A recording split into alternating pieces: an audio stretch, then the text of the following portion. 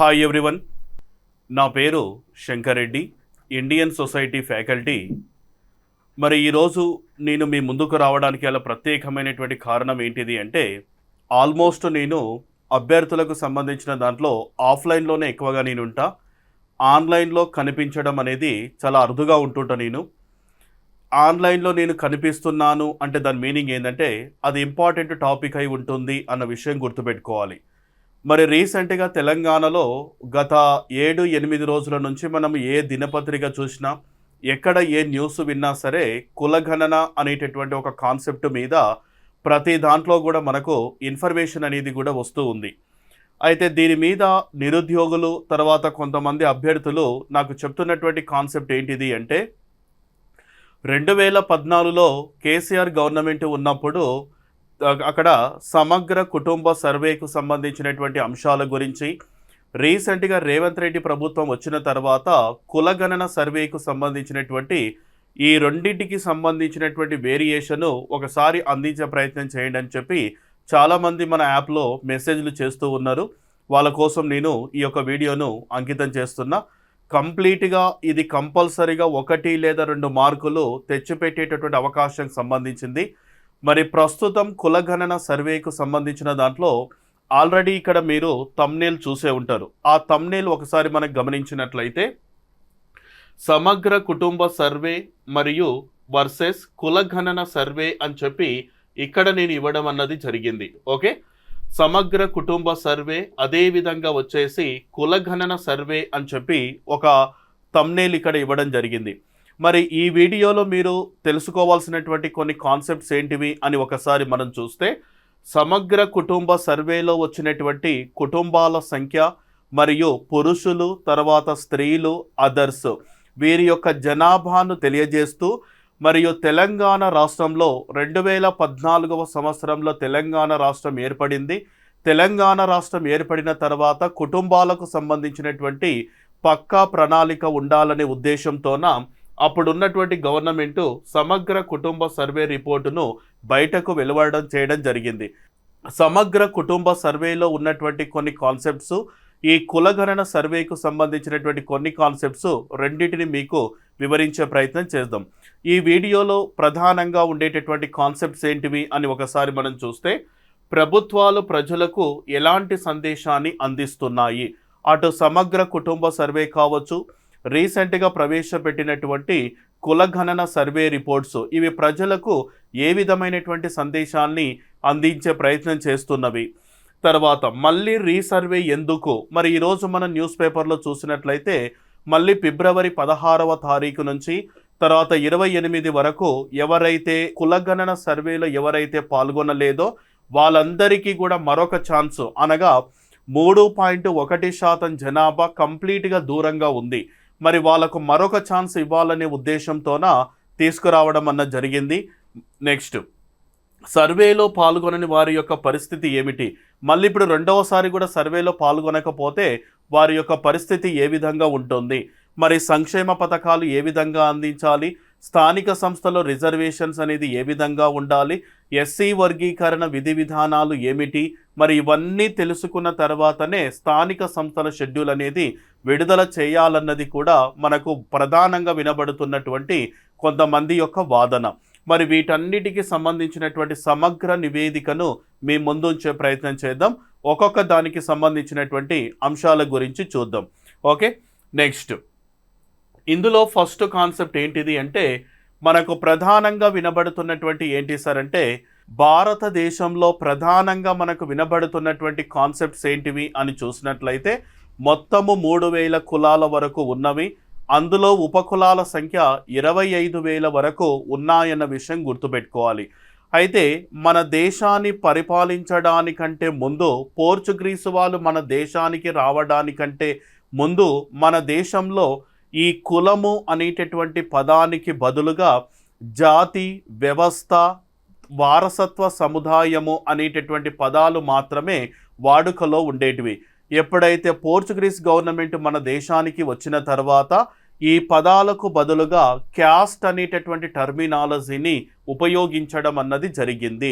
Okay, మరి వాటిని కంప్లీట్గా మనం పక్కకు పెడితే ఇక్కడ ఓవరాల్గా చూస్తే ప్రస్తుతం భారతదేశంలో అనేక రకాల కుల సముదాయాలు ఉన్నాయి. అందులో ఎస్సీ, ఎస్టీ, బీసీ, తర్వాత వచ్చేసి మైనారిటీ అని ఇతర వెనకబడిన వర్గాలు అని చెప్పి కూడా మనకు క్లియర్గా వినబడుతుంటాయి. సార్, మరి ఇక్కడ వెనకబడిన తరగతులు అనేటటువంటి పదాలను ప్రధానంగా ఉపయోగించుకొని ఈ సర్వే రిపోర్ట్లు అనేవి ప్రజలకు ఇచ్చేటటువంటి ప్రయత్నం చేస్తున్నాయి. సార్, ఇక్కడ ఓబీసీ అంటే అర్థం ఏంటిది, వెనకబడిన తరగతులు అంటే అర్థం ఏంటిదో ఒకసారి మనము చూద్దాం. ఇక్కడ వెనకబడిన తరగతులు ఎవరు అనేటటువంటి కాన్సెప్ట్ నేను రాసిన. మరి ఇందులో వెనకబడిన తరగతులు ఎవరు అని ఒకసారి మనము అబ్జర్వేషన్ చేసినట్లయితే, వెనకబడిన తరగతులు అంటేనేమో వీళ్ళు సామాజికంగా, ఓకే, ఒకటి వచ్చేసి ఏంటిది అనేటటువంటి దాని గురించి ఒకసారి మనము చూద్దాం. ఓకే, అయితే ఇక్కడ వెనకబడిన తరగతులు ఎవరు అని ఉంది కదా, అంటే ఇక్కడ వీళ్ళు సామాజికంగా కానీ, ఆర్థికంగా కానీ, మరియు విద్య, తర్వాత ఉపాధి పరంగా మరియు రాజకీయ పరంగా, ఓకే, సామాజికంగా, ఆర్థికంగా, విద్య, ఉపాధి మరియు రాజకీయ పరంగా వెనకబడినటువంటి వాళ్ళను ఏమని పిలుస్తారు అంటే ఓబీసీ అని పిలుస్తారు. అదర్ బ్యాక్వర్డ్ క్లాసెస్ అనేటటువంటి పదాలతో పేర్కొనడం అన్నది జరుగుతుంది. అంటే సమాజంలో వీళ్ళకు రావాల్సినటువంటి హక్కులు కానీ, ఆర్థిక పరమైన, విద్యాపరమైన, రాజకీయ పరమైనటువంటి హక్కుల కోసము సామాజిక ఉద్యమాల ద్వారా వీళ్ళు సక్సెస్ కావడం అన్నది జరుగుతుంది. మరి ఈ సామాజిక ఉద్యమాలలో ఒక ప్రధాన అంశం ఏంటిది అంటే వెనకబడిన తరగతులు అనేటటువంటి పదాన్ని మనము ఉపయోగించడం జరుగుతుంది. ఈ వెనకబడిన తరగతులు అన్ని రకాల రంగాలలో, అంటే బ్యాక్వర్డ్ క్లాస్ నుంచి ఫార్వర్డ్ క్లాస్లోకి రావాలనే ఉద్దేశంతోన వీళ్ళు చేసేటటువంటి ఉద్యమాలు అనే పదం ఇక్కడ చెప్పొచ్చు అనమాట. అయితే ఇక్కడ నెక్స్ట్ వెనకబడిన వర్గాల కోసము కొన్ని రాష్ట్రాలలో ప్రాంతీయ పార్టీలు కూడా ఏర్పాటు చేసుకోవడం జరిగింది. అదేవిధంగా భారతదేశంలో కొన్ని రకాల బీసీ కమిషన్స్ కూడా ఏర్పాటు చేయబడ్డవి. అదేవిధంగా ఒక్కొక్క రాష్ట్రంలో కూడా వారి యొక్క పరిపాలన నిమిత్తం కొరకు కొన్ని రకాల కమిషన్స్ను కూడా ఏర్పాటు చేయడం అన్నది కూడా జరిగింది. మరి ఇక్కడ ఒక్కొక్క రాష్ట్రంలో ఏర్పడినటువంటి కొన్ని ప్రాంతీయ పార్టీలు ఏ విధంగా ఉన్నాయి, ఆ ప్రాంతీయ పార్టీలు వెనకబడిన వర్గాల కోసం ఏ విధంగా కొట్లాడుతున్నవి, ఆ ప్రాంతీయ పార్టీల యొక్క పేర్లు ప్రధానంగా వినబడుతున్నవి ఏంటివి అన్నది ఒకసారి మనం చూస్తే, ఇక్కడ ప్రాంతీయ పార్టీలు ఒకసారి మనము అబ్జర్వేషన్ చేస్తే అవేంటివి సార్ అంటే, ఒకటి వచ్చేసి భారతీయ క్రాంతి దళ్ అనేది ఒక పొలిటికల్ పార్టీ, తర్వాత సంయుక్త సోషలిస్టు పార్టీ, తర్వాత సమాజ్వాదీ పార్టీ అండ్ రాష్ట్రీయ జనతా దళ్ అని చెప్తున్నాం. వెనకబడిన తరగతుల కోసం ఏర్పడినటువంటి ప్రాంతీయ పార్టీలు అని నేను ఇక్కడ రాసిన. ఒకసారి చూడండి, భారతీయ క్రాంతి దళ్ మన రీసెంట్గా తెలంగాణలో జరిగినటువంటి గ్రూప్ 2 ఎగ్జామినేషన్లో భారతీయ క్రాంతి దళ్ అనేటటువంటి దాని మీద కూడా క్వశ్చన్ ఫ్రేమ్ చేయడం జరిగింది. తర్వాత Samyukta socialist party, Samajwad party and Rashtriya Janata Dal అన్న పాయింట్ గుర్తుపెట్టుకోవాలి. నెక్స్ట్ దీంతో పాటుగా ఇంకా మనం అబ్జర్వేషన్ చేస్తే, ఇక్కడ భారతదేశంలో ఉండేటటువంటి కొన్ని రాష్ట్రాలు, అదేవిధంగా కొన్ని కేంద్రపాలిత ప్రాంతాలు కూడా వారి యొక్క పరిపాలన నిమిత్తం కొరకు వారి ప్రాంతాలలో కొన్ని రకాల కమిషన్లను కూడా ఏర్పాటు చేసుకోవడం అన్నది జరిగింది. మరి ఏ రాష్ట్రాలు ఏ విధమైనటువంటి కమిషన్లు ఏర్పాటు చేసుకున్నాయి ఒకసారి మనము అబ్జర్వేషన్ చేద్దాం. ఒకటి వచ్చేసి కర్ణాటక రాష్ట్ర ప్రభుత్వము చిన్నపరెడ్డి కమిషన్ను ఏర్పాటు చేసుకోవడం జరిగింది. తమిళనాడు రాష్ట్ర ప్రభుత్వము సత్యనాథన్ అనేటటువంటి కమిషన్ను, తర్వాత గుజరాత్ రాష్ట్ర ప్రభుత్వము రాణి కమిషన్, ఉత్తరప్రదేశ్ రాష్ట్ర ప్రభుత్వము హుకుమ్ సింగ్ అనేటటువంటి కమిషన్. అప్పుడు సీఎంగా ఉన్నది ఎవరు సార్ అంటే రాజ్నాథ్ సింగ్ ఆధ్వర్యంలో హుకుమ్ సింగ్ అనేటటువంటి కమిషన్ను వెనకబడిన వర్గాల కోసము ఈ కమిషన్ను రిక్రూట్ చేయడం అన్నది జరిగింది. తర్వాత మైసూర్ ప్రభుత్వం వచ్చేసి లెస్లీ మిల్లర్ అనేటటువంటి ఒక కమిషన్ను, అదేవిధంగా ఆంధ్రప్రదేశ్ రాష్ట్ర ప్రభుత్వము అనంతరామన్ అనేటటువంటి మరొక కమిషన్ను కూడా ఏర్పాటు చేయడం జరిగింది.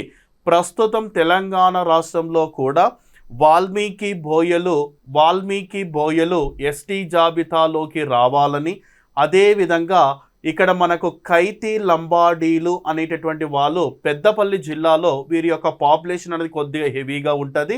కైతి లంబాడీలు, వాల్మీకి బోయ వీళ్ళందరూ ఎస్టీ జాబితాలోకి రావాలని కూడా తెలంగాణ రాష్ట్ర ప్రభుత్వం మీద అనేక సార్లు ఒత్తిడి తీసుకురావడం కూడా జరిగింది.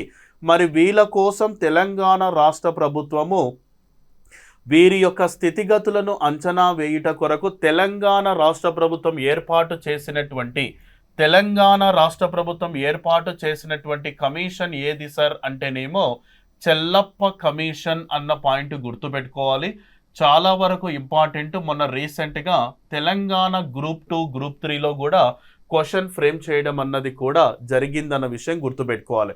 సార్ ఇక్కడ ఆంధ్రప్రదేశ్లో అనంతరామన్ కమిషన్ ఎందుకోసము అంటే ఇక్కడ మనకు ప్రధానంగా గౌతు లచ్చన్న గురించి మనం మాట్లాడాలి. ఈ గౌతు లచ్చన్న 1947లో ఐఎన్టీయూసీని ఏర్పాటు చేయడం జరిగింది. మరి ఏఐటియుసి అన్నప్పుడు ముంబైలో 1920లో దాన్ని ఏర్పాటు చేశారు. దానికి ఫస్ట్ అధ్యక్షుడు లాలా లజపతి రాయ్ అన్న విషయం గుర్తుపెట్టుకోవాలి. ఇప్పుడు ఆంధ్రప్రదేశ్ రాష్ట్రంలో ఇప్పుడు ఎవరెవరు సార్ అంటే కాపులను ఓబీసీలో చేర్చాలని, వాల్మీకి బోయలను ఎస్టీలో చేర్చాలని అక్కడ కూడా మూమెంట్ అనేది జరుగుతూ ఉంది. అక్కడ కాపులకు సంబంధించిన దాంట్లో ముద్రగడ పద్మనాభం అనే వ్యక్తి ముందు వరుసలో ఉంటాడు. ఈ కాపులను ఓబీసీలో చేర్చాలని చెప్పి అక్కడ కూడా మూమెంట్ జరుగుతుంది. అయితే 1970వ సంవత్సరంలో నిజంగా ఆంధ్రప్రదేశ్ రాష్ట్రంలో కాపులు వెనుకబడి ఉన్నారా? వీరు ఆర్థిక స్థితిగతులు ఏ విధంగా ఉన్నవి? సామాజికంగా విద్యా ఉద్యోగ రంగాలలోనే కాకుండా వేరే పర్పస్లో ఏవైనా కంప్లీట్గా వెనుకబడి ఉన్నారా? రాష్ట్ర ప్రభుత్వాలు కానీ కేంద్ర ప్రభుత్వాలు కానీ వాళ్ళకి ఇచ్చేటటువంటి సంక్షేమ పథకాలు క్లియర్గా అందుతున్నాయా లేదా? ఇలాంటి అనేక రకాల అంశాలను బేస్ చేసుకొని 1970వ సంవత్సరంలో ఆంధ్రప్రదేశ్ రాష్ట్ర ప్రభుత్వం ఏర్పాటు చేసిన కమిషన్ ఏది అంటే అనంతరామన్ కమిషన్ అన్న పాయింట్ గుర్తుపెట్టుకోవాలి. అయితే 1948లో గౌతు లచ్చన్న అధ్యక్షతన గుంటూరులో ఒక మీటింగ్ జరుగుతూ ఉంటుంది. అందులో కొంతమంది కాపులను మరి ఓబీసీలో చేర్చాలా వద్దా అంటే అతను దానికి ఇంట్రెస్ట్ కూడా సరిగా చూపలేదు. 1970లో ఇక్కడ మనకు ఆంధ్రప్రదేశ్ రాష్ట్ర ప్రభుత్వం ఏర్పాటు చేసిందే అనంతరామన్ కమిషన్ అన్న పాయింట్ చెప్తారు.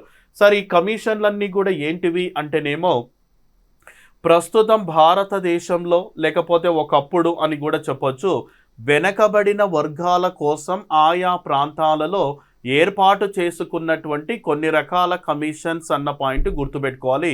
వీటి మీద కూడా ఒక క్వశ్చన్ అడిగేటటువంటి ఛాన్సెస్ ఉన్నాయి కాబట్టి అభ్యర్థులు దీని మీద కూడా కొంచెం చూసుకోండి. తర్వాత ఓవరాల్గా భారతదేశంలో ఓబీసీల మీద నియమించినటువంటి కొన్ని కమిషన్స్ ఉన్నాయి. ఆ కమిషన్స్ ఏంటివి అని ఒకసారి మనం చూస్తే, ఒకటి అంటే భారతదేశంలోనే మొట్టమొదటిసారిగా ఏర్పడిన ఓబీసీ కమిషన్ ఏది అంటే కాకా కాలేల్కర్ కమిషన్ అని గుర్తుపెట్టుకోవాలి. రెండవ కమిషన్ ఏంటిది అంటేనేమో మండల్ కమిషన్ అన్న పాయింట్ చెప్తారు. ఈ కాకా కాలేల్కర్ కమిషన్ యొక్క ప్రధానమైనటువంటి అంశం ఏంటిది అంటే దీనిని కేంద్ర ప్రభుత్వం 1953లో ఏర్పాటు చేసింది.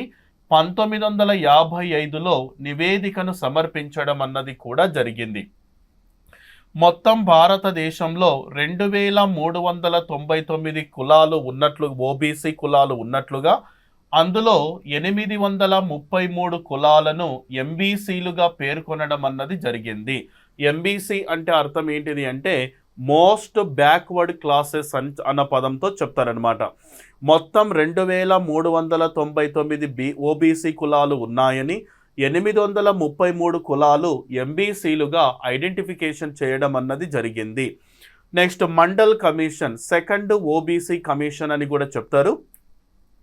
దీనిని 1979లో ఏర్పాటు చేసిండ్రు. 1980లో నివేదికను సమర్పించడం జరిగింది. భారతదేశంలో మొత్తము 52% వరకు ఓబీసీ జనాభా ఉందని పేర్కొనడం జరిగింది.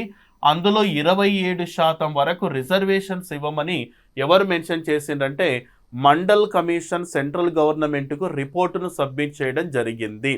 కానీ వెంటనే అక్కడ యాక్సెప్ట్ చేయలేదు. 1990లో విపి సింగ్ గవర్నమెంటు 27% రిజర్వేషన్స్కు ఆమోదం తెలపడం అన్నది కూడా జరిగింది. అయితే కొంతమంది ఏం చేసిందంటే ఇక్కడ మనకు రామ్ మనోహర్ లోహియా కానీ తర్వాత వచ్చేసి పంజాబీరావు దేశ్ముఖ్ అనేటటువంటి కొంతమంది వ్యక్తులు ఏం చేశారంటే ఓబీసీలకు రిజర్వేషన్స్ కావాలని కొట్లాడడమే కాకుండా 60% రిజర్వేషన్స్ కావాలని కూడా రామ్ మనోహర్ లోహియా నేతృత్వంలో కూడా ఒక పొలిటికల్ పార్టీ నేతృత్వంలో కూడా ఆయన చాలా సందర్భాల్లో కొట్లాడడం అన్నది కూడా జరిగింది. అయితే ఇందిరా సహాని అనేటటువంటి కేసులో చూస్తే రిజర్వేషన్స్ అనేది 50% మించకూడదని కొంతమంది చెబుతూ ఉన్నారు. ఇక్కడ ఎస్సీలకు ఎస్టీలకు బీసీలకు మొత్తం అందరికీ కలిపి 50% వరకు రిజర్వేషన్స్ ఇవ్వవచ్చు అని చెప్పి జస్టిస్ అరుణ్ మిశ్రా నేతృత్వంలోని ధర్మాసనము పేర్కొనడం అన్నది కూడా జరిగింది. అంటే అందరికీ కలిపి 50% వరకు రిజర్వేషన్స్ కల్పించవచ్చునని ఎవరు చెప్పింది? ఇక్కడ జస్టిస్ అరుణ్ మిశ్రా నేతృత్వంలోని ధర్మాసనము ఈ విధంగా పేర్కొనడం అన్నది కూడా జరిగింది. ఓకే, ఇదంతా కూడా ఓబీసీలకు సంబంధించినటువంటి ఇతర వెనకబడిన తరగతులకు సంబంధించినటువంటి ఒక ఇంట్రడక్షన్ కాన్సెప్ట్ లాంటిదన్నమాట. ఓకే, నెక్స్ట్ దీని తర్వాత నెక్స్ట్ కాన్సెప్ట్ ఏంటిది అంటే ఇప్పుడు మనము తీసుకుందాం. ఇప్పుడు నేను చెప్పిన కాన్సెప్ట్ అన్నీ కూడా అసలు ఇతర వెనకబడిన వర్గాలు ఏంటిది, దాని మీద ఏర్పాటు చేసినటువంటి కమిషన్స్ ఏంటివి, తర్వాత సెంట్రల్ గవర్నమెంట్ తీసుకున్నటువంటి కొన్ని రకాల నిర్ణయాలు ఏంటివి, ఎంత శాతం వరకు రిజర్వేషన్స్ ఇవ్వాలని మండల్ కమిషన్ చెప్పింది, ఇందిరా సహాని ఏం చెప్పింది, జస్టిస్ మిశ్రా వాళ్ళు ఏం చెప్పిండు, ఇదంతా ఓవరాల్గా ఒక కాన్సెప్ట్ అన్నమాట. ఇప్పుడు మనము కాన్సెప్ట్లోకి వెళ్ళిపోదాము. ఓకే అండి, ఇందులో ప్రధానంగా మనం చూసినట్లయితే రీసెంట్గా తెలంగాణ బీసీ కమిషన్ చైర్మన్ అయినటువంటి జి నిరంజన్ గారు డిసెంబర్ 9వ తారీఖున వరకు ఈ యొక్క కులగణన సర్వే మొత్తం కూడా తీసుకొస్తామని, తర్వాత కంప్లీట్గా సర్వే రిపోర్టును బయట పెడతామని కూడా చాలా సందర్భాలలో ఆయన ఈ విధంగా మెన్షన్ చేయడం జరిగింది. ఆ సర్వే రానే వచ్చింది. మరి ఈ కులగణన సర్వే మీద కొంతమంది ఇక్కడ ప్రధాన పార్టీలో ఉండేటటువంటి కొంతమంది వ్యక్తులు ఈ యొక్క కులగణన సర్వే మీద ఏ విధంగా వారి యొక్క ప్రస్తావన ఉంది, వారి యొక్క అభిప్రాయాలు ఏ విధంగా ఉన్నవి అన్నది ఒకసారి మనం చూద్దాం. తెలంగాణలో కులగణన సర్వే ఒక చారిత్రక నిర్ణయం అని ఎవరు మెన్షన్ చేశారు సార్ అంటే తెలంగాణ శాసన మండలి చైర్మన్ అయినటువంటి గుత్తా సుఖేందర్ రెడ్డి గారు ఈ యొక్క మాటను అనడం అన్నది జరిగింది. ఓకే, శాసనసభలో తెలంగాణ సీఎం రేవంత్ రెడ్డి గారు మాట్లాడుతూ ఇక్కడ మనకు భారతదేశంలో 1931లో జరిగిన కులగణన చివరిది. 1931లో మాత్రమే కులగణన దేశవ్యాప్తంగా జరిగింది, కానీ ఇప్పటి వరకు ఎక్కడ కూడా జరగలేదు. కానీ 1931 తర్వాత మేము మళ్ళీ 2024, 2025లో మేము కులగణన చేసినామని చెప్పి శాసనసభలో సీఎం గారు మాట్లాడడం అన్నది కూడా జరిగింది. ఓకే, 1931లో చూసినట్లయితే జరిగిన కులగణన చివరిది అని చెబుతూ బీసీ, ఎస్సీ, ఎస్టీ, ఇతర బలహీన వర్గాలను మొదలుగు అన్ని రకాల అంశాలను బేస్ చేసుకొని కుటుంబాలు, కులాలు అన్నింటినీ బేస్ చేసుకొని సర్వేను మేము క్లియర్గా బయట పెడుతున్నాము అని కూడా చెప్పడం జరిగింది. మరి అది ఏంటిదన్న ఒకసారి చూస్తే అయితే మరికొంతమంది చెప్పినటువంటి కాన్సెప్ట్ ఏంటిది అని ఒకసారి మనం చూసినట్లయితే ఈ కులగణన సర్వే రిపోర్టు బయటకు వచ్చింది, ఆ మొత్తం కూడా బయటకు చెప్పడం జరిగింది. కొంతమంది ఏం చేశారు సార్ అంటేనేమో ఈ యొక్క శాసనసభలో కూడా ఈ యొక్క ప్రస్తావన వచ్చినప్పుడు కొంతమంది మన ప్రధాన ప్రతిపక్ష పార్టీలో ఉన్నటువంటి కొంతమంది వ్యక్తులు ఏం చెప్తున్నారు సార్ అంటే ఓటర్ జాబితాలో ఉన్నటువంటి జనాభాకు బయట కూడా చాలామంది చెప్తున్నారు ఓటరు జాబితాలో ఉన్నటువంటి జనాభాకు మరియు ప్రభుత్వం నిర్వహించిన సర్వేకు పొంతన లేదు అని కూడా చెప్పిండు బయట ఉన్నటువంటి కొంతమంది నాయకులు. అంటే ఓటరు జాబితాలో ఉన్నటువంటి జనాభాకు ఈ యొక్క సర్వే రిపోర్టు చేసింది కదా, దానికి ఎలాంటి భేదం అంటే ఇక్కడ ఓవరాల్గా దీనికి దానికి ఎలాంటి సంబంధం లేనటువంటి ఒక రిపోర్ట్ను ప్రభుత్వం బయట పెట్టిందని చెప్పి కొంతమంది నాయకుల యొక్క వాదన. మరి ఇక్కడ కొంతమంది ఏం చెబుతున్నారు సార్ అంటేనేమో ఇక్కడ ఓటర్లో ఉన్నటువంటి వాళ్ళు ఇక్కడ సర్వేలో పాల్గొన్నటువంటి వారకు ఎలాంటి సంబంధం లేదు జనాభాకు అని చెప్తున్నారు కదా. మరికొంతమంది చెప్తున్నటువంటి కాన్సెప్ట్ ఏంటిది అని చూసినట్లయితే మన ఓటర్ల గురించి మాట్లాడాల్సినటువంటి అవసరం ఏమీ లేదు. ఒక వ్యక్తికి 2 చోట్ల ఓటు హక్కు కలిగి ఉన్నాడు. ఒకే ఒక వ్యక్తి 2 చోట్ల ఓటు హక్కు కలిగి ఉండడం వల్ల కులగణన సర్వేకు దీనికి ఎలాంటి పొంతన లేదు అని కూడా చాలామంది నాయకులు వాళ్ళ అన్నదానికి రిప్లై కూడా ఇవ్వడం అన్నది కూడా జరిగింది. ఓకే, ఎందుకంటే ఒకే వ్యక్తికి 2 చోట్ల ఓటు హక్కు ఉండడం వల్ల దానికి దీనికి కరెక్ట్గా ఇన్ఫర్మేషన్ అనేది సింక్ కావడం లేదని కూడా చెప్తున్నారు. మరి తెలంగాణ బీసీ కమిషన్ చైర్మన్ అయినటువంటి ఆ వ్యక్తి పేరు వచ్చేసి ఏంటిది అంటే Gopisetty Niranjan. Okay, Gopisetty Niranjan. Telangana BC commission chairman వచ్చేసి ఎవరు అంటే గోపిశెట్టి నిరంజన్. ఓకే, గోపిశెట్టి నిరంజన్ అన్న పాయింట్ గుర్తుపెట్టుకోవాలి. అయితే ఇక్కడ మనకు ప్రధానమైనటువంటి అంశం ఏంటిది అని ఒకసారి మనం చూస్తే ఇతను చాలా సందర్భాలలో డిసెంబర్ 9వ తారీఖున కులగణన చేసి నివేదికను సిద్ధం చేస్తామని కూడా చెప్పడం జరిగింది.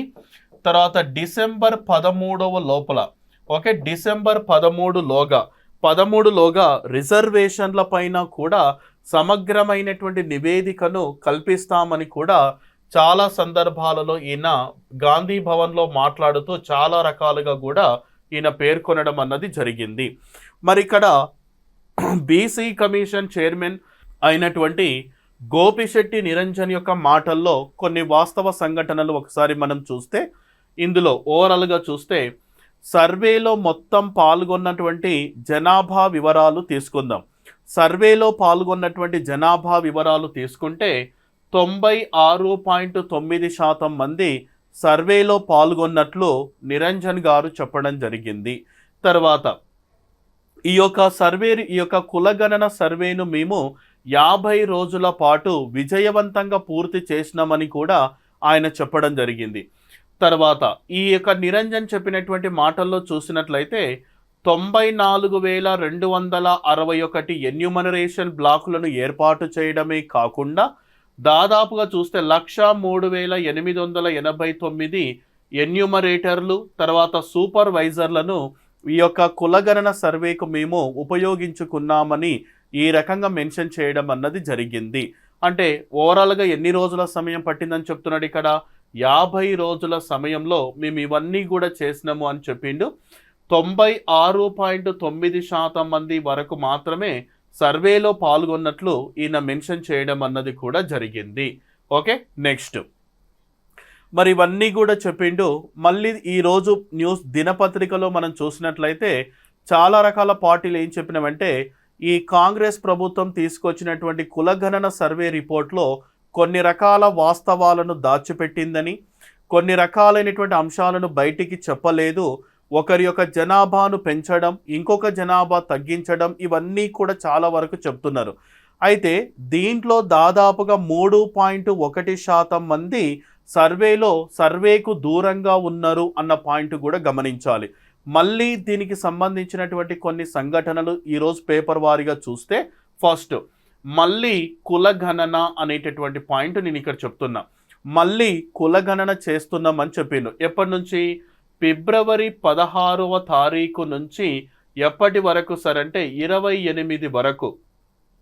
ఫిబ్రవరి 16వ తారీఖు నుంచి 28వ వరకు ఈ కులగణన సర్వేను మళ్ళీ కూడా మేము చేయడం జరుగుతుంది. అంటే ప్రతి ఇంటికని కాదు, ఎవరెవరైతే 3.1% జనాభాకు ఇక సర్వేలో ఎవరైతే పాల్గొనలేదో వాళ్ళ కోసం మళ్ళీ మేము రీసర్వే చేస్తున్నట్లుగా కూడా మెన్షన్ చేయడం అన్నది జరిగింది. ఓకే, గతంలో పాల్గొనని వారికి మరొక అవకాశం కల్పించడమే రీసర్వే యొక్క ప్రధానమైనటువంటి అంశాలుగా మనం గమనించాలి.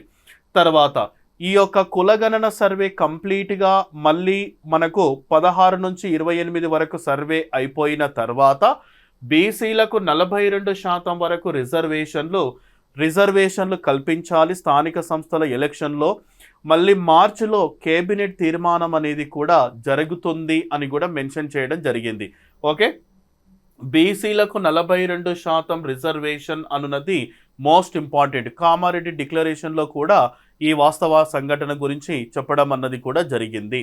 మరి ఇక 42% రిజర్వేషన్లు కావాలన్నా, మార్చిలో కేబినెట్ ఆమోదం జరగాలన్నా 3.1% మంది మళ్ళీ రీసర్వేలో కంపల్సరీగా పార్టిసిపేషన్ చేయాల్సిందే. మరి లాస్ట్గా పార్టిసిపేషన్ చేసిన తర్వాత తెలంగాణలో మళ్ళీ బీసీల జనాభా మరి అన్ని రకాల జనాభా వివరాలు మళ్ళీ మారేటటువంటి అవకాశం కూడా ఉందన్న విషయం గుర్తుపెట్టుకోవాలి. నెక్స్ట్, రిజర్వేషన్లకు చట్టబద్ధత తర్వాతే స్థానిక ఎన్నికలు నిర్వహించాలని కూడా కొన్ని రకాల కొంతమంది నాయకుల యొక్క డిమాండ్ అన్న విషయం కూడా గుర్తుపెట్టుకోవాలి. తర్వాత నెక్స్ట్ వచ్చేసి ఏంటిది అంటే, ఆంధ్రప్రదేశ్ రాష్ట్రం నుంచి తెలంగాణ రాష్ట్రం ఏర్పడిన తర్వాత, అంటే 2014లో తెలంగాణ రాష్ట్రం ఏర్పడిన తర్వాత, తెలంగాణ ఆవిర్భావం తర్వాత సుపరిపాలన అనేటటువంటి లక్ష్యంతో రాష్ట్ర ప్రభుత్వం ఏం చేసింది సార్ అంటే 2014 ఆగస్టు 19న తెలంగాణ ప్రభుత్వము సమగ్ర కుటుంబ సర్వేను చేయడం అన్నది జరిగింది. ఇంతకుముందు సంబంధించినటువంటి కులగణన సర్వే వివరాలు తీసుకుందాం. 2014లో కేసీఆర్ గవర్నమెంట్ ఉన్నప్పుడు సమగ్ర కుటుంబ సర్వే యొక్క వివరాలు కూడా దానికి దీనికి వేరియేషన్ ఏ విధంగా ఉంది అన్న దాని గురించి కూడా చూద్దాం. ఓకే, కొత్తగా తెలంగాణ రాష్ట్ర ప్రభుత్వం ఏర్పడింది. తర్వాత తెలంగాణలో ఎంతవరకు జనాభా ఉంది, పురుషుల జనాభా, మహిళల జనాభా, అదేవిధంగా ఎన్ని రకాల కుటుంబాలు ఉన్నవి, తర్వాత ఏ ఏ కులాల వారు ఎంత శాతం మంది ఉన్నారు, వారి యొక్క జనాభా వివరాలను తెలుసుకోవడం కోసము తెలంగాణ రాష్ట్ర ప్రభుత్వం ప్రత్యేకంగా ప్రవేశపెట్టినటువంటి ఈ యొక్క సర్వే రిపోర్టే సమగ్ర కుటుంబ సర్వే అన్న పాయింట్ గుర్తుపెట్టుకోవాలి. 2014 ఆగస్టు 19న మొత్తం కూడా ఈ యొక్క సమగ్ర కుటుంబ సర్వే చేసింది అన్న విషయం గుర్తుపెట్టుకోవాలి. నెక్స్ట్, రాష్ట్ర జనాభా గణాంకాలతో పాటు ప్రజల జీవన ప్రమాణాలకు సంబంధించిన ఆసక్తికర విషయాలను సమగ్ర కుటుంబ సర్వే వివరించడం అన్నది జరిగింది. మరి ఇందులో ఏ అంశాలను ప్రధానంగా తీసుకున్నారు, వాటికి సంబంధించిన ఇన్ఫర్మేషన్ ఏంటిది, అక్కడ సమగ్ర కుటుంబ సర్వేలో చెప్పినటువంటి అంశాలు ఇప్పుడు కులగణన సర్వేకు ఎందుకు పొంతన రావడం లేదు, మరి జనాభా వివరాలు ఏవి పెరిగినవి, ఏవి తగ్గినవి, ఎందుకు అనే అంశాల గురించి కూడా ఇక్కడ మనం చర్చిద్దాం. తర్వాత తెలంగాణ జనాభా అంటే 2014 సమగ్ర కుటుంబ సర్వే ప్రకారము ఓవరాల్గా మనం అబ్జర్వేషన్ చేస్తే తెలంగాణ రాష్ట్ర జనాభా వచ్చేసి ఎంతవరకు ఉంది సార్ అంటే 3,63,00,000. ఓకే, 3,63,00,000 దాదాపు 3,012 వరకు జనాభా ఉంది అన్న విషయం గుర్తుపెట్టుకో. అంటే సరాసరిగా చూసినట్లయితే మనకు 3,63,00,000కు పైగా తెలంగాణ రాష్ట్ర జనాభా ఉంది అన్న విషయం గుర్తుపెట్టుకోవాలి. అంటే 2014 సమగ్ర కుటుంబ సర్వే రిపోర్టు చేయడానికి ఆ సమయంలో ఉన్నటువంటి జనాభా వివరాలన్నమాట. తర్వాత అప్పుడు 10 జిల్లాలు ఉన్నాయి కాబట్టి 10 జిల్లాల్లో చూసినట్లయితే దాదాపుగా 1 కోటి కుటుంబాల నుంచి సమగ్ర వివరాలు మొత్తం కూడా తీసుకోవడం అన్నది కూడా జరిగింది. ఇందులో 91.38 లక్షల కుటుంబాలకు డిక్లరేషన్ సమర్పించడం అన్నది కూడా జరిగింది. అయితే ఇక్కడ గోపిశెట్టి నిరంజన్ గారు చెబుతున్నటువంటి కాన్సెప్ట్ ఏంటిది అంటే, ఈ కులగణన సర్వే రిపోర్టు మేమంతా కూడా 50 రోజుల వరకు రెమ్యునరేటర్లు, సూపర్వైజర్లు ఇవన్నీ కలిస్తే 50 రోజులు మేము కులగణన సర్వే రిపోర్ట్ చేసి ఈ విధంగా మేము సమర్పించినాం. అదేవిధంగా సమగ్ర కుటుంబ సర్వే ఎన్ని రోజులు చేసిండు వాళ్ళు, ఒక రోజులో మాత్రమే చేసినట్లుగా కూడా ఆ సందర్భంగా సర్వే రిపోర్ట్ను బయటకు పెట్టడం అన్నది కూడా జరిగింది. ఓకే, నెక్స్ట్ దీని తర్వాత చూస్తే మరి సమగ్ర కుటుంబ సర్వే చేసిన తర్వాత తెలంగాణ రాష్ట్ర ప్రభుత్వానికి నివేదికను సమర్పించిండ్రు. ఆ సమగ్ర కుటుంబ సర్వేలో వచ్చినటువంటి కొన్ని వాస్తవ సంఘటనలు ఇక్కడ మీకు డిస్ప్లేలో కూడా ఇవ్వడం జరిగింది. చాలా జాగ్రత్తగా వినే ప్రయత్నం చేయండి. ఇందులో మన సమగ్ర కుటుంబ సర్వే రిపోర్ట్లో ప్రధానంగా చూస్తే జిల్లాల వారీగా జనాభా వివరాలు నేను రాసిన, అదేవిధంగా కుటుంబాల పరిస్థితి కూడా రాసిన. ఓకే, ఫ్యామిలీస్, ఓకే, కుటుంబాల పరిస్థితి కూడా నేను ఇక్కడ రాయడం అన్నది జరిగింది. మరి ఓవరాల్గా జిల్లాల వారీగా జనాభా వివరాలు చూసినట్లయితే మనకు రంగారెడ్డిలో చూసినట్లయితే ఓవరాల్గా ఇదంతా కూడా లక్షల్లో ఉండేటటువంటి జనాభా వివరాలన్న విషయం గుర్తుపెట్టుకోవాలి. ఓకే, 61,36,368 మంది ఇక్కడ ఉన్నారు. మహబూబ్ నగర్లో చూసినట్లయితే ఉమ్మడి మహబూబ్ నగర్ జిల్లాలో 42,84,024 మంది. హైదరాబాదులో చూసినట్లయితే దాదాపు 37,94,218 మంది. కరీంనగర్లో 38,38,323 మంది ఉన్నట్లు. వరంగల్లో 36,46,955 మంది. నల్గొండలో 35,95,203 మంది. మెదక్లో చూసినట్లయితే 30,92,584 మంది. ఆదిలాబాద్లో 28,24,953 మంది. ఖమ్మంలో 26,23,072 మంది. నిజామాబాద్లో 24,67,312 మంది వరకు ఉన్నట్లుగా మెన్షన్ చేయడం అన్నది కూడా జరిగింది. అంటే ఓవరాల్గా మనం అబ్జర్వేషన్ చేస్తే సమగ్ర కుటుంబ సర్వే రిపోర్ట్లో జరిగినటువంటి వాస్తవ వివరాలు మొత్తం కూడా నేను ఇక్కడ ప్రెజెంటేషన్ చేసిన. అయితే ఇందులో జిల్లాల వారీగా జనాభా వివరాలు మొత్తం కూడా 10 జిల్లాల ప్రకారం చూసినట్లయితే రంగారెడ్డి జిల్లాలో జనాభా పరంగా టాప్లో ఉందన్న విషయం గుర్తుపెట్టుకోవాలి. ఓకే, రంగారెడ్డి జిల్లా వచ్చేసి టాప్లో ఉంది. ఆ తర్వాత వచ్చేసి ఏది సార్ అంటే మహబూబ్ నగర్ 2వ స్థానంలో ఉంది అన్న విషయాన్ని మనం గుర్తుపెట్టుకోవాలి. ఓకే, అప్పుడు 10 జిల్లాలు ఉన్నాయి కాబట్టి అప్పుడు ఇంకా మనకు 33 జిల్లాల ఏర్పాటు అనేది జరగలేదు. 10 జిల్లాల ప్రకారమే సమగ్ర కుటుంబ సర్వే రిపోర్టును తీసుకురావడం అన్నది జరిగింది. తర్వాత మళ్ళీ కుటుంబాల పరిస్థితి తీసుకుందాం. సమగ్ర కుటుంబ సర్వే ప్రకారం చూస్తే కుటుంబాల పరిస్థితి ఏ విధంగా ఉందని రిపోర్ట్లో సబ్మిట్ చేసిందంటే, ఒకటి, మొత్తం తెలంగాణ రాష్ట్రంలో సొంత ఇల్లు ఉన్న వారి యొక్క కుటుంబాలు 24,90,594 వరకు సొంత ఇల్లు కలిగిన కుటుంబాల వారు ఉన్నట్లుగా చెప్పడం జరిగింది. తర్వాత అద్దెకు ఉన్నటువంటి కుటుంబాలు చూస్తే, అంటే అద్దె ఇంట్లో ఉంటున్నటువంటి కుటుంబాల వివరాలు చూస్తే 24,58,381 మంది అద్దె ఇంట్లో ఉంటున్నారని కూడా సమగ్ర కుటుంబ సర్వే రిపోర్ట్లో చెప్పింది. అంటే ఇక్కడ అద్దె ఇంట్లో అంటే నాట్ ఓన్లీ హైదరాబాదు, మహబూబ్ నగర్ కావచ్చు, తర్వాత వరంగల్ కావచ్చు, తర్వాత వచ్చేసి కరీంనగర్, నిజామాబాద్, ఆ డిస్టిక్ హెడ్ క్వార్టర్లో కూడా మనం తీసుకోవచ్చు అనమాట. మొత్తం అద్దె ఇంట్లో ఉన్నటువంటి వారి యొక్క కుటుంబ వివరాలు 24,58,381. ఒకే గదిలో నివాసం ఉంటున్నటువంటి కుటుంబాల వివరాలు కూడా తీసుకురావడం జరిగింది. 45,02,101 కుటుంబాలు ఉన్నాయట. తాత్కాలిక నివాసాల్లో ఉన్నటువంటి కుటుంబాలు అంటే టెంపరరీ హౌసెస్ ఏర్పాటు చేసుకొని అందులో ఉంటున్నటువంటి కుటుంబాల వివరాలు చూస్తే 32, అంటే ఓవరాల్గా చూసినట్లయితే 3,24,312. తర్వాత మొత్తం తెలంగాణ ప్రాంతంలో చూస్తే మరుగుదొడ్డి సదుపాయం లేని కుటుంబాల వివరాలు చూస్తే 42, అంటే ఓవరాల్గా 42 లక్షల తర్వాత 10,019 మంది వరకు ఓవరాల్గా మరుగుదొడ్డి సదుపాయం లేని కుటుంబాల వివరాలు కూడా చెప్పిండు.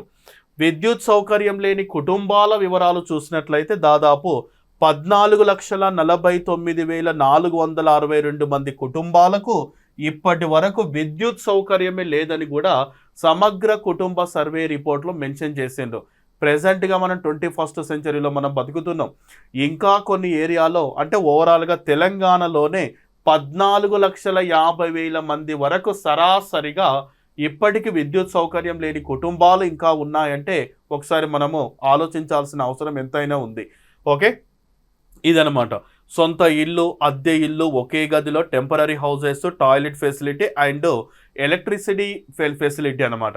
తర్వాత నెక్స్ట్ ఇంకా సమగ్ర కుటుంబ సర్వే రిపోర్ట్లో మనం ఓవరాల్గా అబ్జర్వేషన్ చేస్తే మతాల వారీగా తీసుకుందాం. మొత్తం తెలంగాణ ప్రాంతంలో ఏ మతానికి సంబంధించిన వాళ్ళు ఎక్కువగా ఉన్నారు, ఏ మతానికి సంబంధించిన వాళ్ళు తక్కువగా ఉన్నారు, ఈ మతాల వారీగా జనాభా వివరాలు కూడా ఒకసారి మనం చూస్తే హిందువులు మొత్తం లక్షల్లో జనాభా, ఆల్మోస్ట్ నేను ఇటువైపు చోత 88.85 లక్షల వరకు ఈ యొక్క హిందువుల పాపులేషన్ అనేది ఉంది. తెలంగాణ రాష్ట్రంలో వీరి యొక్క పాపులేషనే మొదటి స్థానంలో ఉందన్న విషయం గుర్తుపెట్టుకోవాలి. రెండవ స్థానంలో ఉన్నది ముస్లింలు, ఓకే, 11.22 లక్షలు.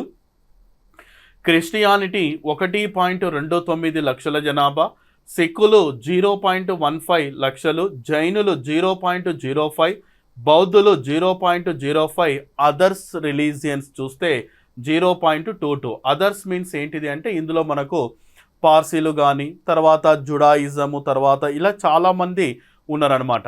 ఓకే, ఇట్లా మొత్తం ఓవరాల్గా చూస్తే మతాల వారీగా కూడా సమగ్ర కుటుంబ సర్వే వివరాలు క్లియర్గా మెన్షన్ చేయడం జరిగింది. మరి ఇప్పుడు కులగణన సర్వేలు చూస్తే ఓన్లీ క్యాస్ట్ పర్పస్లో మాత్రమే ఇవ్వడం జరిగింది. ఓకే, నెక్స్ట్ వర్గాల వారీగా తీసుకుందాం. ఓకే, వర్గాల వారీగా మరి సమగ్ర కుటుంబ సర్వే 2014లో తీసుకొచ్చిన దానికి 2024, 2025లో తీసుకొచ్చినటువంటి కులగణన సర్వేకు మరి పొంతన ఉందా? ఎవరి యొక్క జనాభా పెరిగింది, ఎవరి యొక్క జనాభా తగ్గిందో ఇక్కడ మీకు క్లియర్గా వివరించే ప్రయత్నం చేద్దాం. ఒకసారి జాగ్రత్త వినే ప్రయత్నం చేయండి. ఇక్కడ వర్గాల వారీగా చూసినట్లయితే క్యాస్ట్ పర్పస్లో, ఓకే, క్యాస్ట్కు సంబంధించినటువంటి వివరాలు క్లియర్గా మనం చూద్దాం. సమగ్ర కుటుంబ survey at the same time దాని పక్కనే రీసెంట్గా మనకు కులగణన సర్వే రిపోర్ట్ ఉంది కదా, దానికి సంబంధించిన వివరాలు కూడా పక్కన నేను రాసిన చూడండి ఒకసారి. బీసీల జనాభా చూసినట్లయితే ఓవరాల్గా 1,85,61,856 మంది బీసీల జనాభా ఉన్నట్లు సమగ్ర కుటుంబ సర్వేలో చెప్పడం జరిగింది.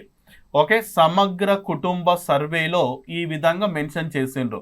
అంటే బీసీల యొక్క జనాభా 1,85,61,856 మంది బీసీల జనాభా ఉంది. అంటే ఎంత పర్సెంటేజ్ ఉన్నట్లు? అప్పుడు సమగ్ర కుటుంబ సర్వేలో చెప్పిన మాట ఏది అంటే 51.08%తో బీసీలు ఉన్నారు. ఆల్మోస్ట్ తెలంగాణ రాష్ట్రంలో బీసీల జనాభానే సగం వరకు పాపులేషన్ ఉందన్న విషయం కూడా గుర్తుపెట్టుకోవాలి. 50% పైగా, నాట్ ఓన్లీ 50% అంటున్నది, 51.08% వరకు బీసీల జనాభా ఉందని సమగ్ర కుటుంబ సర్వే రిపోర్ట్లో మెన్షన్ చేయడం జరిగింది. మరి ఇప్పుడు కులగణన పర్పస్లో చూద్దాం. ఇప్పుడు కులగణన సర్వే రీసెంట్ ప్రకారం చూస్తే ఇదంతా కూడా క్యాస్ట్కు సంబంధించినటువంటి సర్వే రిపోర్టు, అంటే రీసెంట్ అన్నమాట. సమగ్ర కుటుంబ సర్వే వివరాలు 2014, ఇదొచ్చేసి మనకు 2024 అండ్ 25కి సంబంధించిన వివరాలు ఇక్కడ ఉన్నాయి. మరి ప్రస్తుతం బీసీ జనాభా ఎంత ఉందని చెప్పించారంటే 1,64,09,179 మంది వరకు బీసీల జనాభా కులగణన సర్వే చేస్తే మాకు అంత ఉన్నారు అని చెప్పింది. అంటే ఓవరాల్గా పర్సెంటేజ్ పరంగా చూస్తే చూడండి, ఇక్కడ 46.25% మంది వరకు బీసీ జనాభా తెలంగాణలో ఉన్నట్లు రీసెంట్ కులగణన సర్వే రిపోర్టు చెప్తున్నాయి. సమగ్ర కుటుంబ సర్వేనేమో 51% అంటుంది. వీళ్ళేమంటున్నారు, ప్రెసెంట్ కులగణన సర్వే రిపోర్టు 46% మంది అంటున్నారు. మరి ఏం జరిగి ఉండొచ్చు అంటే జనాభా పెరగాల తగ్గాల, రానున్న 10 సంవత్సరాల వ్యవధిలో ఏం జరిగి ఉంటుంది? అయితే చాలామంది చెప్తున్న మాట ఏంటంటే 96.9% మంది వరకు మాత్రమే కులగణన సర్వేలో పాల్గొన్నారు, 3.1% మంది పాల్గొనలేదు. మళ్ళీ అందులో ఏమైనా ఉండొచ్చేమో అని చెప్పి ఇప్పుడు ఫిబ్రవరి 16వ తారీఖు నుంచి 28వ తారీఖు వరకు బీసీలకు సంబంధించిన అంటే ఓవరాల్గా కులగణన సర్వే తీసుకొస్తున్నారు. మళ్ళీ అందులో ఏమైనా పెరుగుతారా, ఈ 46% నుంచి 48 అవుతారా, 50 అవుతారా, 51 అవుతారా అన్నది వెయిట్ అండ్ సీ అనమాట. ఓకే, నెక్స్ట్ ఇక్కడ ఓకే ఓసీల జనాభా 78,12,858 మంది ఓసీల పాపులేషన్ ఉంది. 21.50%తో ఉన్నారని సమగ్ర కుటుంబ సర్వే రిపోర్ట్లో మెన్షన్ చేసిండు. ఒక 78 లక్షలు అన్నమాట.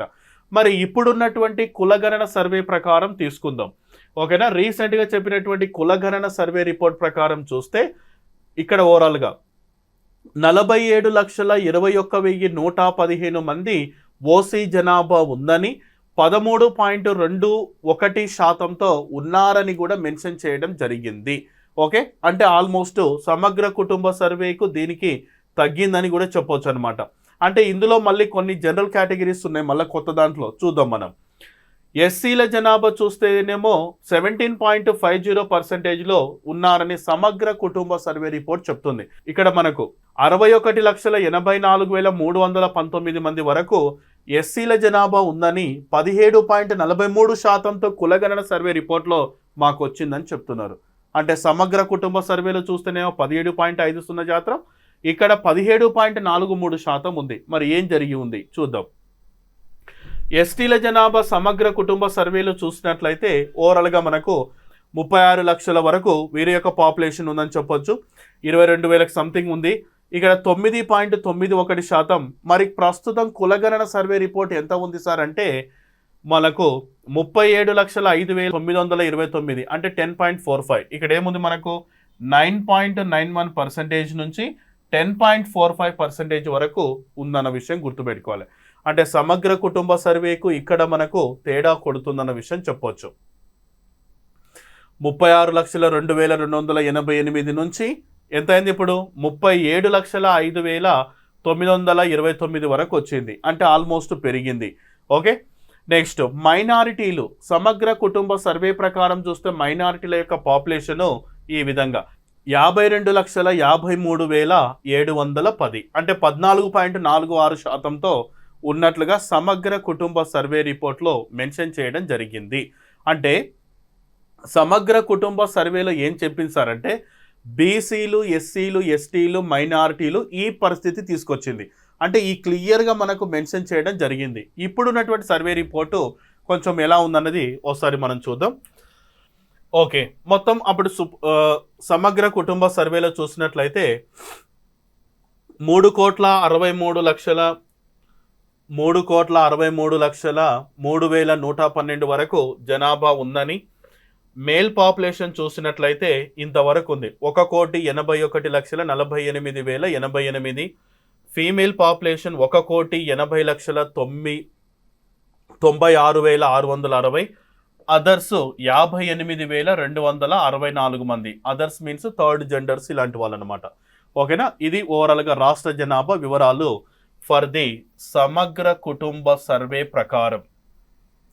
సమగ్ర కుటుంబ సర్వే వర్సెస్ జనాభా అంటే 2011 జనాభా లెక్కల ప్రకారం చూస్తే తెలంగాణ రాష్ట్రంలో జనాభా వివరాలు ఎట్లా ఉన్నాయి, సమగ్ర కుటుంబ సర్వే చేసినటువంటి జనాభా వివరాలు ఎలా ఉన్నాయి, సర్వే వర్సెస్ జనాభా అని చెప్పి నేను రాయడం జరిగింది. ఒకసారి చూద్దాం.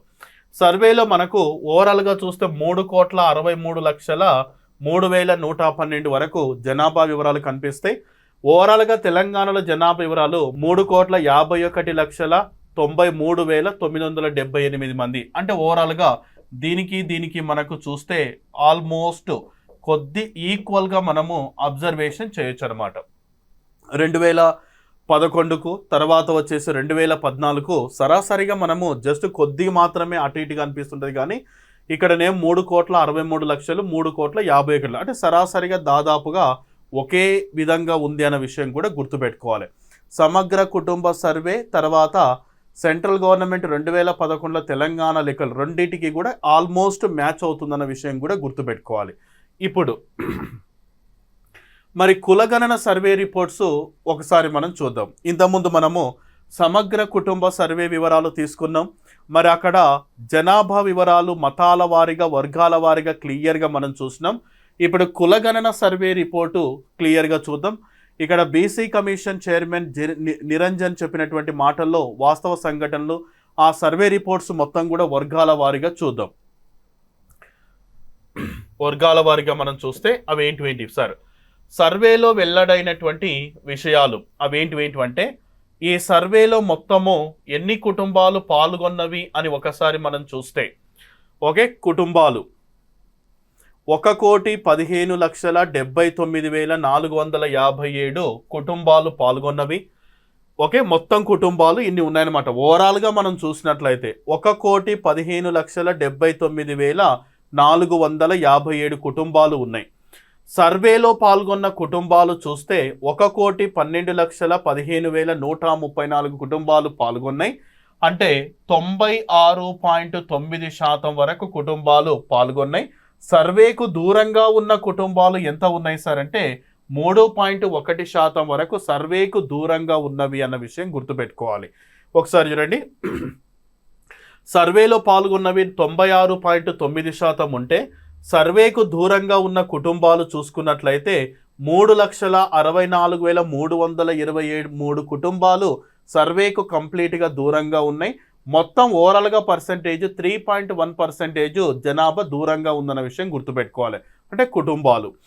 సర్వేలో పాల్గొన్న మొత్తం జనాభా ఎంత సార్ అంటే 3,54,77,554 కుటుంబాలు పాల్గొన్న, అంటే ఓవరాల్గా జనాభా మొత్తం జనాభా పాల్గొన్నది 3,54,77,554 జనాభా. అంటే తెలంగాణ జనాభా ఇంత ఉంది, అంటే ఇందులో పాల్గొన్నారని చెప్తున్నాడు అనమాట, సర్వేలో పాల్గొన్న జనాభా. తర్వాత ఇంతకుముందు మన సమగ్ర కుటుంబ సర్వేలో చూస్తే 3,63,00,000 వరకు జనాభా వివరాలు ఉన్నట్లుగా చెప్పిండ్రు. మరి సర్వేలో పాల్గొన్న కుటుంబాలు చూసినట్లయితే 3,54,77,554 కుటుంబాలు మాత్రమే కులగణన సర్వేలో పాల్గొన్నట్లుగా చెబుతుంది. సర్వేకు దూరంగా ఉన్న కుటుంబాలు 16 లక్షల వరకు అంటే వీళ్ళు కులగణన సర్వేకు దూరంగా ఉన్నట్లుగా కూడా చెప్పిండ్రు. ఎందుకు దూరంగా ఉన్నారు సార్ అంటే ఇంటి దగ్గరికి పోయి కూడా వాపసు వచ్చిన వాళ్ళు కూడా చాలామంది ఉన్నారు ఈ యొక్క సూపర్వైజర్లు. ఎందుకు అంటే ఏమన్నా ఇప్పుడు సామాజిక, ఆర్థిక, విద్య, ఉద్యోగ రంగాలకు సంబంధించిన సర్వే అని గవర్నమెంట్ చెప్పినా ప్రధానంగా ప్రజల్లోకి కొంత ఇంకా బలంగా తీసుకుపోయలేదనే మాట మనం చెప్పవచ్చు. ఎందుకంటే ఒక ఇంటి దగ్గరికి వెళ్ళిపోయిన తర్వాత నేను నా దగ్గర 2 ఎకరాల భూమి ఉందని రాపిస్తే నాకేమన్నా ఇబ్బంది అవుతుందేమో, నా ఇంటి ముందర ట్రాక్టర్ ఉంది, కారు ఉంది, బైక్ ఉంది, రాపిస్తే ఏమన్నా అవుతుందేమో, నాకేమన్నా బ్యాంక్ అకౌంట్ ఉంది, తర్వాత ఇవన్నీ రాపిస్తే ఏమన్నా అవుతుందేమో, అంటే ప్రభుత్వం నుండి వచ్చేటటువంటి సంక్షేమ పథకాలు ఏమైనా ఆగిపోతావేమో, మళ్ళీ వీళ్ళు సర్వే అంటున్నారని చెప్పి చాలామంది చెప్పడం ఇష్టం లేక కొంతమందిని బయట నుంచి పంపించిన వాళ్ళు కూడా కొంతమంది ఉన్నారు. అట్లా 16 లక్షల మంది వరకు కంప్లీట్గా దూరంగా ఉన్నట్లు మనకు సర్వే రిపోర్ట్లో మెన్షన్ చేయడం అన్నది జరిగింది. జనాభాలో ఎవరు ఎంతమంది ఉన్నారు అంటే ఈ కులగణన సర్వే ప్రకారం ఎవరెవరు ఎంతమంది ఉన్నారని ఒకసారి చూస్తే పురుషులు చూసినట్లయితే ఎంతమంది ఉన్నారు సార్ అంటే 1,79,21,183 మంది వరకు పురుషులు. అంటే మొత్తం తెలంగాణ రాష్ట్ర జనాభాలో 50.51% వరకు పురుషుల జనాభా ఉంది. ఈ కులగణన సర్వే ప్రకారం స్త్రీల జనాభా ఎంత ఉంది అంటే 1,75,42,597 మంది ఉన్నారు. అంటే సరాసరిగా 49.45% మంది వీళ్ళున్నారు. థర్డ్ జెండర్ చూసినట్లయితే 13,774 మంది వరకు ఉన్నట్లు ఇక్కడ 0.04% ఉన్నట్లు కులగణన సర్వే రిపోర్ట్లో మనకు చెప్పడం అన్నది జరిగింది. ఓకే, ఇక్కడ థర్డ్ జెండర్ అని చెప్తున్నాం కదా, ఈ థర్డ్ జెండర్ వచ్చేసి ఎంతమంది ఉన్నారు సార్ అంటే 13,774 మంది, అంటే 0.04%లో వీళ్ళు ఉన్నారని చెప్పింది. ఇక్కడే ఒక కాన్సెప్ట్ మీరు గమనించండి. నేషనల్ క్రైమ్ రిపోర్ట్ లేదా రికార్డ్స్ బ్యూరో అకార్డింగ్ టు 2022లో ఎన్సీఆర్బి రిపోర్ట్ ప్రకారం మొత్తం భారతదేశంలో 64 మంది ట్రాన్స్జెండర్లు తప్పిపోయినట్లు మొత్తం సెంట్రల్ గవర్నమెంట్ ఎన్సీఆర్బి రిపోర్ట్లో మెన్షన్ చేయడం అన్నది జరిగింది. తర్వాత ఈ థర్డ్ జెండర్ ఉంది కదా, ఈ థర్డ్ జెండర్కు ఎస్ఆర్ఎస్ సర్జరీని ప్రవేశపెట్టిన తొలి రాష్ట్రం ఏది అంటే కేరళ, గుర్తుపెట్టుకోండి. థర్డ్ జెండర్కి కూడా టాయిలెట్ ఫెసిలిటీ కల్పించిన రాష్ట్రం ఏది అంటే తమిళనాడు రాష్ట్ర ప్రభుత్వం, గుర్తుపెట్టుకోండి. ప్రస్తుతం ట్రాన్స్జెండర్లకు 2% వరకు రిజర్వేషన్స్ ఇస్తున్నారు. దేశంలోనే మొట్టమొదటిసారిగా ట్రాఫిక్ కానిస్టేబుల్ అసిస్టెంట్గా రిక్రూట్ చేసిన తొలి రాష్ట్రం ఏది అంటే తెలంగాణ అన్న పాయింట్ గుర్తుపెట్టుకోవాలి. ఇవి కాస్త అప్డేట్ వర్షన్ అన్నమాట. తెలంగాణలో ట్రాన్స్జెండర్ ఓటర్లు ఎంతమంది ఉన్నారు సార్ అంటే 2727 అన్న పాయింట్ గుర్తుపెట్టుకోవాలి. తెలంగాణ రాష్ట్రంలో ట్రాన్స్జెండర్ ఓటర్స్ మన ఎంపీ ఎలక్షన్లో తెలంగాణ ఎలక్షన్ కమిషన్ వాళ్ళు చెప్పిన మాట 2,727 మంది ట్రాన్స్జెండర్ ఓటర్లు ఉండరు. అత్యధికంగా ట్రాన్స్జెండర్ ఓటర్లు కలిగిన నియోజకవర్గం ఏది అంటే మల్కాజ్గిరి అని కూడా మెన్షన్ చేసింది. ఓకే, మల్కాజ్గిరిలో ఈ యొక్క ట్రాన్స్జెండర్ అంటే ఓటర్లు ఎక్కువగా ఉన్నట్లు. తెలంగాణ రాష్ట్ర ప్రభుత్వం ఎలక్షన్ కమిషన్ బ్రాడ్ అంబాసిడర్గా వరంగల్ జిల్లాకు సంబంధించినటువంటి లైలాను ఎంపిక చేయడం జరిగింది. ఈమె ట్రాన్స్జెండర్, ఆల్సో డాక్టర్ అన్న విషయం కూడా గుర్తుపెట్టుకోవాలి. అంటే కొద్దిగా అప్డేట్ వర్షన్ చాలా important. Once again repeat them. 13,774 మంది తెలంగాణలో థర్డ్ జెండర్ ఉన్నారు. 2022 ఎన్సీఆర్బీ రిపోర్ట్ ప్రకారం చూస్తే దేశంలో తప్పిపోయిన ట్రాన్స్జెండర్లు 64 మంది ట్రాన్స్జెండర్లు తప్పిపోయిందంట. ఎస్ఆర్ఎస్ సర్జరీ అంటే సెక్స్ రీఅసైన్మెంట్ సర్జరీ అంటే 80% ఫీమేల్ క్వాలిటీస్, 20% మేల్ క్వాలిటీస్ ఉంటే కన్వర్ట్ చేయొచ్చు అనమాట. 100% ఫీమేల్గా 100% మేల్గా కూడా మారచ్చు. అయితే ఇక్కడ ఈ యొక్క సర్జరీని ప్రవేశపెట్టిన తొలి రాష్ట్రం ఏది అంటే కేరళ అని గుర్తుపెట్టుకోండి. టాయిలెట్ ఫెసిలిటీ కల్పించిన రాష్ట్రం ఏదంటే తమిళనాడు. 2% రిజర్వేషను లోక్సభ మనకు రాజ్యసభలో 2014లో ప్రవేశపెడితే 2015లో ఓకే అయింది. 2% రిజర్వేషన్ ఉంది ఇప్పుడు వాళ్ళకు. తర్వాత దేశంలోనే మొట్టమొదటిసారిగా ట్రాన్స్జెండర్లను ట్రాఫిక్ అసిస్టెంట్గా నియమించిన తొలి రాష్ట్రం ఏది అంటే తెలంగాణ. తర్వాత ఓటర్స్ ఎంతమంది ఉన్నారు సార్ మన తెలంగాణలో ట్రాన్స్జెండర్స్ అంటే 2,727 మంది ఉన్నారు. ఎక్కువ ట్రాన్స్జెండర్ ఓటర్లు కలిగిన నియోజకవర్గం మల్కాజ్గిరి. తెలంగాణ ఎలక్షన్ కమిషన్ వాళ్ళు ఒక ట్రాన్స్జెండర్ను ఎలక్షన్ బ్రాడ్ అంబాసిడర్గా రిక్రూట్ చేసిండ్రు, లైలా, వరంగల్. ఈమె డాక్టర్ ఆల్సో. ఓకే, నెక్స్ట్ మరి సామాజిక వర్గాల వారీగా జనాభా వివరాలు చూస్తే రీసెంట్గా తెలంగాణ రాష్ట్ర ప్రభుత్వం ప్రవేశపెట్టిన కులగణన సర్వేకు సంబంధించినటువంటి ఇన్ఫర్మేషన్ చూద్దాం. ఓకే, ఇంతకుముందు సమగ్ర కుటుంబ సర్వే వివరాలు చూసినాం. తర్వాత వచ్చేసి ఇప్పుడు మనము కులగణన సర్వే రిపోర్ట్లో ఏ కులాల వారు ఎట్లెట్లా ఉన్నారు అన్నది ఒకసారి మనం చూద్దాం. ఆల్రెడీ మీకు రెండు కూడా నేను తేడాలు చెప్పిన, మళ్ళీ ఒకసారి చూద్దాం. బీసీల జనాభా తెలంగాణలో 46.25% ఉంది. సమగ్ర కుటుంబ సర్వే ప్రకారం చూస్తే 51% మంది వరకు ఉన్నారని అక్కడ మనం మెన్షన్ చేసినాం. ఇందులో చూస్తే 1,64,09,179 మంది బీసీ జనాభా ఉందని, 46% వరకు ఉన్నారని చెప్పింది. ఎస్సీల జనాభా చూస్తే 61,84,319, 17.43%తో వీలున్నారు. ఎస్టీ జనాభా 37,05,929, 10.45%తో ఎస్టీ పాపులేషన్ వాళ్ళు ఉన్నట్లుగా చెప్పింది. ఓసీ చూస్తే 47,21,115, 13.21%తో ఉన్నారు.